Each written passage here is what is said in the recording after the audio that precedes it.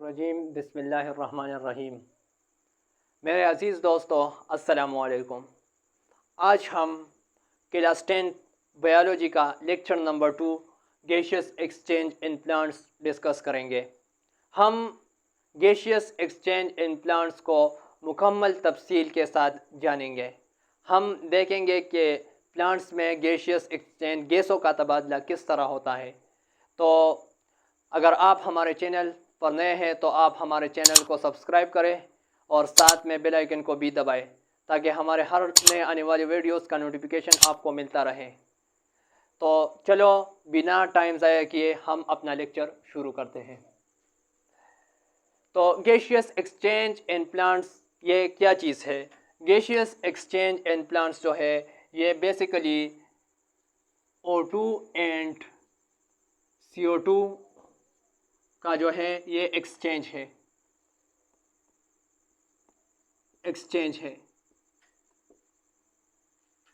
CO2 और O2 का exchange है। किस चीज़ों के दरमियान? Between plant body and environment. Plant body and environment.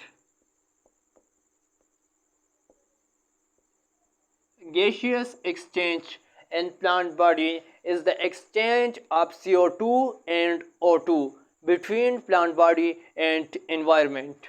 तो ये O2 और CO2 का एक्सचेंज है। ये कहाँ पर होता है?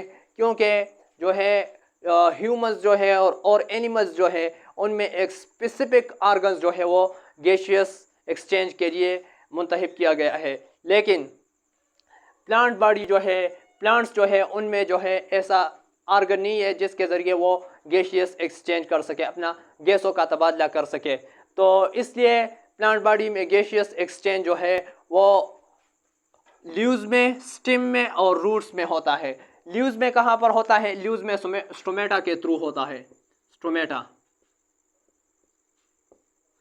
स्टेम में कहाँ पर होता है? स्टेम में जो है लेंटिसेल्स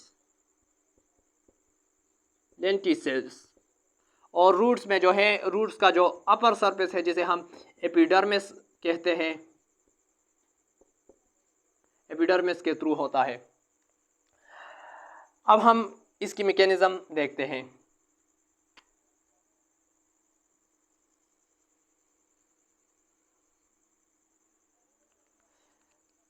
इसकी मैकेनिज्म क्या है?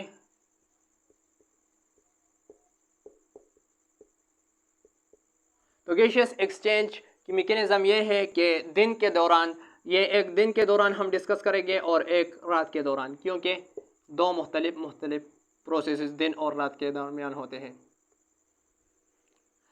डे टाइम क्या होता है? डे टाइम प्लांट्स बॉडी जो है वो दो प्रोसेसेस जो है वो परफॉर्म कर रहा होता है। एक जो है रेस्पिरेशन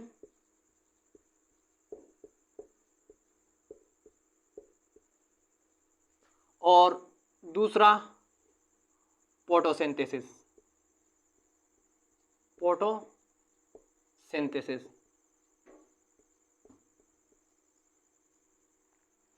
रेस्पिरेशन में क्या होता है?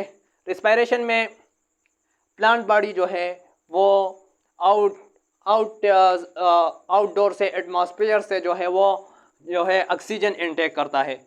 ऑक्सीजन इंटेक करता है और ऑक्सीजन जो है वो ग्लूकोज के साथ मिलता है, C6H12O6 plus O2।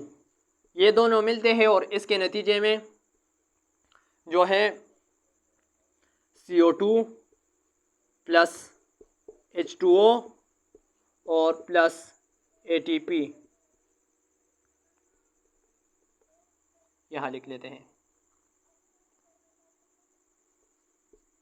Plus ATP, ये तीनों चीज़ें बनते हैं। रेस्पिरेशन में क्या होता है? रेस्पिरेशन में जो है प्लांट बॉडी जो है वो O2 को इंटेक करता है। कहाँ से इंटेक करता है? वो जो है एटमॉस्फेयर से भी इंटेक कर सकता है और फोटोसिंथेसिस को हम डिस्कस करेंगे। फोटोसिंथेसिस में जो ऑक्सीजन बनेगा वो भी जो है इस्तेमाल कर सकते हैं। तो रेस्पिरेशन में प्लांट बॉडी जो है ग्लूकोज اس میں جو ہے موجود ہوتا ہے، گلوکوز سیلز میں موجود ہوتا ہے، تو گلوکوز جو ہے وہ آکسیجن کے ساتھ ملتا ہے اور اس کے نتیجے میں CO2 پلس H2O اور پلس ATP یہ تینوں چیزیں بنتے ہیں۔ تو O2 پلانٹ باڈی کس جگہ سے انٹیک کرتا ہے؟ تو وہ اسٹومیٹا کے تھرو بھی انٹیک کر سکتا ہے، لینٹیسائز کے تھرو بھی انٹیک کر سکتا ہے۔ تو اسٹومیٹا کے تھرو کس طرح انٹیک کرے گا؟ تو اسٹومیٹا جو ہے وہ ہمارے ساتھ لیوز میں جو ہے وہ اسمال پورس ہے، چھوٹے چھوٹے سوراخ ہے۔ اگر ہم لیف کو مائکروسکوپ کے نیچے دیکھیں تو ہمیں اس میں چھوٹے چھوٹے سوراخ نظر آئیں گے، تو ہم ان چھوٹے چھوٹے سوراخوں کو بڑا کر کے یہاں دیکھتے ہیں۔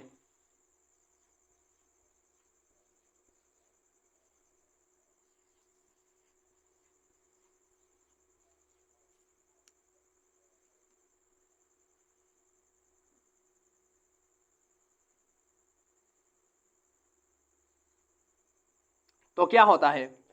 یہاں سے آکسیجن جو ہے ایٹماسفیئر، یہاں باہر ایٹماسفیئر ہے، یہ ایٹماسفیئر ہے،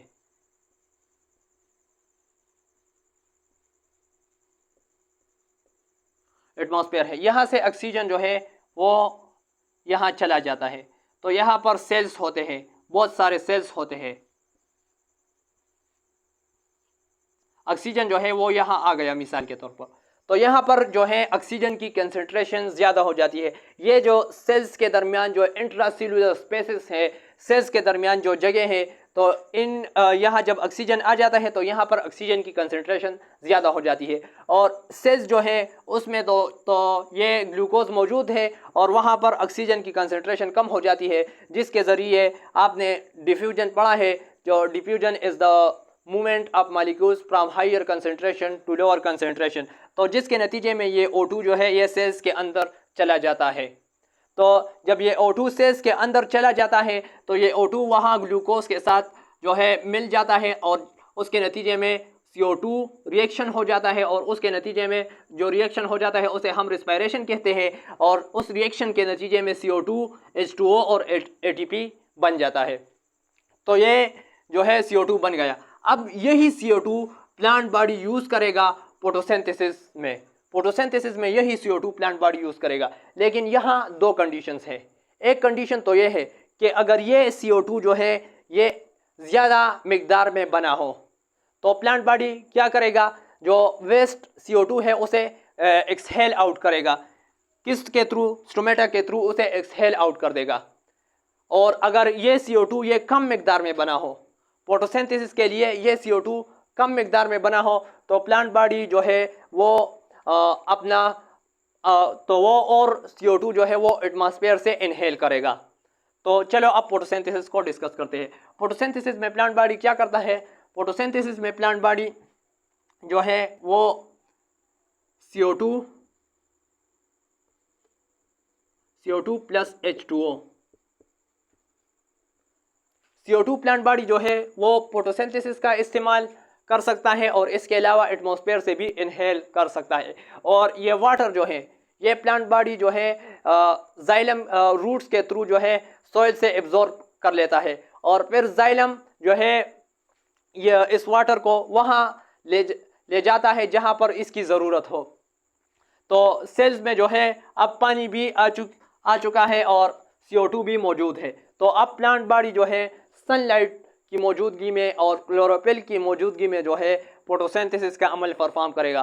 فوٹوسینتھسس میں کیا ہوگا؟ فوٹوسینتھسس میں CO2 اور H2O یہ دونوں ملیں گے، اور اس کے نتیجے میں گلوکوز C6H12O6 یہ پریپیئر ہوگا، اور اس کے ساتھ جو ہے پلس O2 تو یہ پریپیئر ہوگا۔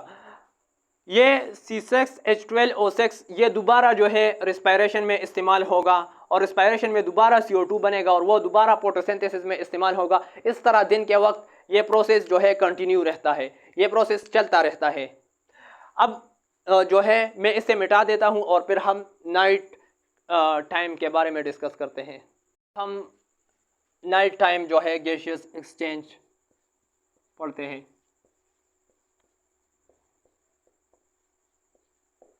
تو رات کے وقت چونکہ لائٹ نہیں ہوتی اس لیے پلانٹ باڈی جو ہے फोटोसिंथेसिस का अमल परफॉर्म नहीं कर सकता, क्योंकि फोटोसिंथेसिस के लिए लाइट की रिक्वायरमेंट होती है। तो इसलिए प्लांट बॉडी सिर्फ रात के वक्त जो है सिर्फ एक प्रोसेस करता है और वो रिस्पायरेशन है। रिस्पायरेशन को हम 9th क्लास में भी डिटेल से पढ़ चुके हैं, लेकिन यहाँ पर भी हम थोड़ा पढ़ लेते हैं। रिस्पायरेशन में प्लांट बॉडी क्या करता है रात के दौरान? तो प्लांट बॉडी जो है वो C6H12O6 इसको इस्तेमाल करता है और जो है O2 बाहर से इनटेक करता है, O2 को इनहेल करता है, और ये दोनों जब मिलते हैं तो इसके नतीजे में ये बनाते हैं C6H12O6। तो इसके नतीजे में ये CO2 plus H2O plus ATP बना लेते हैं। तो रात के वक्त जो है प्लांट बॉडी जो है मुसलसल ऑक्सीजन जो है वो इनटेक करता है, और जो है कार्बन डाइऑक्साइड जो रिस्पायरेशन के नतीजे में बनती है ग्लूकोज और जो है O2 के रिएक्शन के नतीजे में बनती है, तो वो एक्सहेल आउट करता है, और जो एनर्जी बची है उसको प्लांट बॉडी अपने एक्टिविटीज़ में इस्तेमाल करता है, ग्रोथ में, डिवीजन में, उस वगैरह वगैरह में जो है प्लांट बॉडी इस्तेमाल करता है। तो हमने गैसियस एक्सचेंज में क्या पढ़ा? हमने सबसे पहले गैसियस एक्सचेंज पढ़ा कि gaseous exchange in plant body is the exchange of CO2 and O2 between plant body and environment. उसके बाद हमने लोकेशन पढ़ी कि गैसियस एक्सचेंज प्लांट बॉडी में 3 जगहों पर होता है, एक roots, stem and leaves. Leaves में स्टोमेटा, रूट्स में एपिडर्मस, और बार्क में जो है वो लेंटिसेस के थ्रू होता है।